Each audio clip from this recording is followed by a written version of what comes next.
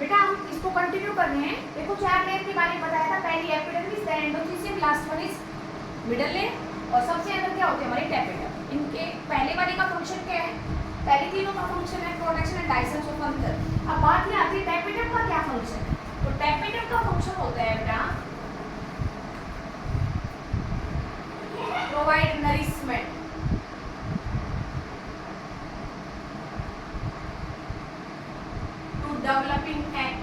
Developing pollens.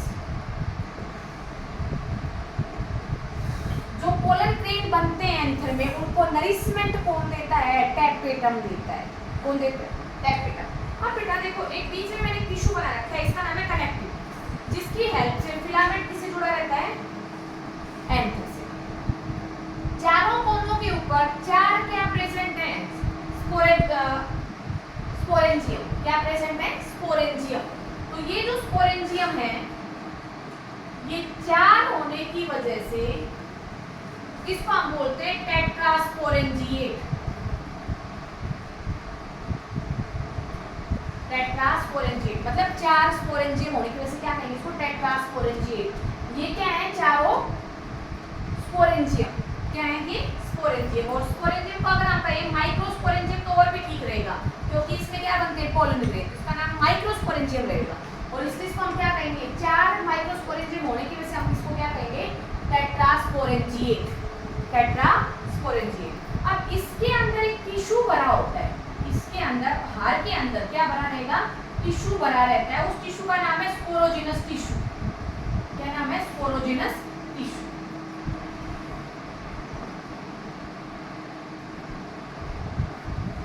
Sporogenous tissue. ये sporogenous tissue क्या करता है, स्पोरोजिनस टिश्यू के अंदर जो सेल्स हैं, each and every cell of the sporogenous tissue behave like microspore mother cell। क्या करती है, हर एक सेल क्या बनाएगी, माइक्रोस्पोर मदर सेल बनाएगी। और हर सेल जो माइक्रोस्पोर मदर सेल की तरह बिहेव करेगी, वो बनाएगी माइक्रोस्पोर्स।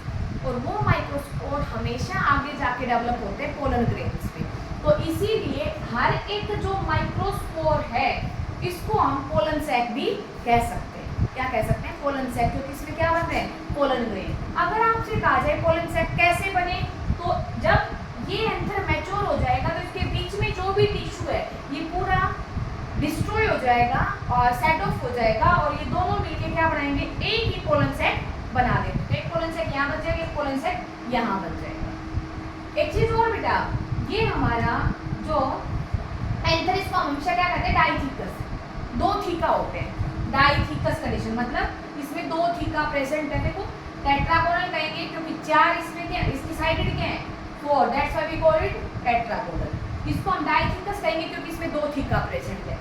थर्ड क्या कहते हैं, टेट्रास्पोरेंजिएट, क्योंकि इसमें क्या है, 4 माइक्रोस्पोरेंजियम प्रेजेंट, इसलिए इसको क्या कहेंगे हम, टेट्रास्पोरेंजिएट कहेंगे। डाइथिकस 2 थीका, दूसरा टेट्रागोनल, इसकी जो 4 साइडेड होने की वजह से टेट्रागोनल, और लास्ट में क्या है, टेट्रास्पोरेंजिएट, क्योंकि इसमें 4 माइक्रोस्पोरेंजियम प्रेजेंट है, इसलिए इसको क्या कहेंगे हम, टेट्रास्पोरेंजिएट कहेंगे। अगर आपसे ये कहा जाए कि एंथर आउटलाइन में कैसा है, तो आप बताएंगे टेट्रागोनल। कैसा बताएंगे, टेट्रागोनल। पर अगर आपको ये कह दिया जाए कि जो माइक्रोस्पोरेंजियम है, इसकी आउटलाइन कैसी है, तो आप बताएंगे सर्कुलर। माइक्रोस्पोरेंजियम है सर्कुलर आउटलाइन में, और जो एंथर है वो कैसा है, टेट्रागोनल। इसके अंदर कितनी लेयर बताइए, मैंने 4 लेयर बताई हैं। आउटर मोस्ट एपिडर्मिस, उसके बाद वाली एंडोथीसियम, देन मिडल लेयर, और उसके लास्ट में होती है हमारी टेपिडम। इनके ऊपर क्वेश्चंस क्या क्या आ सकते हैं, बाहर जो आउटर में लेयर है वो तीनों मिलके क्या करती है, प्रोटेक्शन देती हैं, एंड और क्या करेंगी, help in the digestion of the anther at maturity. जब एंथर मैच्योर हो जाएगा तो डाइजेशन में हेल्प करेंगे।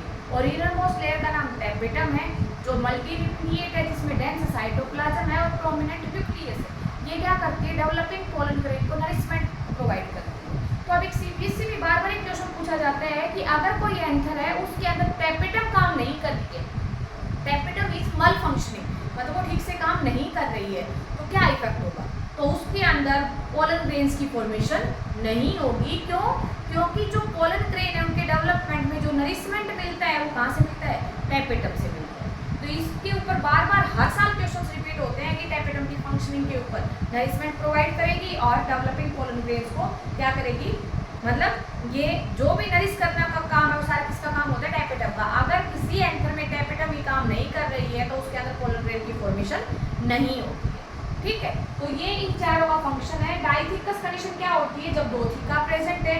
टेट्रागोनल, इसकी आउटलाइन कैसी है, एंथर की टेट्रागोनल है। टेट्रास्पोरेंजिएट, इसमें हर एक एंथर के अंदर 4 माइक्रोस्पोरेंजिया, इसको क्या कहेंगे हम, टेट्रास्पोरेंजिएट। और बेटा अगर आपसे ये कहा जाए एंथर की आउटलाइन टेट्रागोनल बताना, और अगर आपसे कह दी जाए माइक्रोस्पोरेंजिएट की आउटलाइन कैसे का बताना आप सर्कुलर, इनसे। तो आप नेक्स्ट लेक्चर में बेटा अब आप इसी को रिवाइज करना। नेक्स्ट लेक्चर में हम पढ़ेंगे कि किस तरह से माइक्रोस्पोर मदर सेल से माइक्रोस्पोर की फॉर्मेशन होती है। तो आज के लिए आप इसी को रिवाइज कर लेना, कल हम नया टॉपिक पढ़ेंगे। फिर भी कोई दिक्कत आती है तो आप मेरे से कंसल्ट कर लेना, और रोज के रोज अपने क्वेश्चंस की प्रैक्टिस जरूर करना जो आपके रेजोनेंस वाली बुक में दे रखे हैं। ठीक, थैंक यू।